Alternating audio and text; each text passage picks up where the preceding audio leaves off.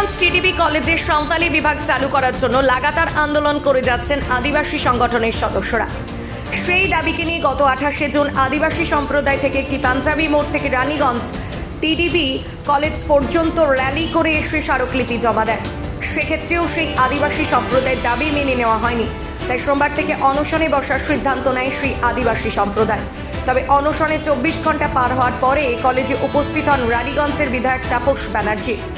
অবশেষে তাপস ব্যানার্জি বিধায়কের আশ্বাসে প্রথম দফায় কিছুটা জট কাটে। তবুও কিন্তু এই আদিবাসী সংগঠনের পক্ষ থেকে জানানো হয়, যতক্ষণ না তারা লিখিত হচ্ছে কবে আশ্বাস পাচ্ছে, ততদিন পর্যন্ত অনির্দিষ্টকালের জন্যই অনশন চালিয়ে যাবে।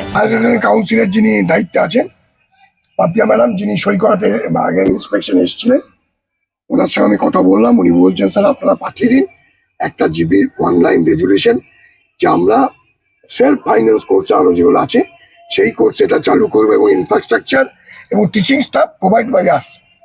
এই মর্মে একটা আমরা পাঠালাম রেজুলেশন করে।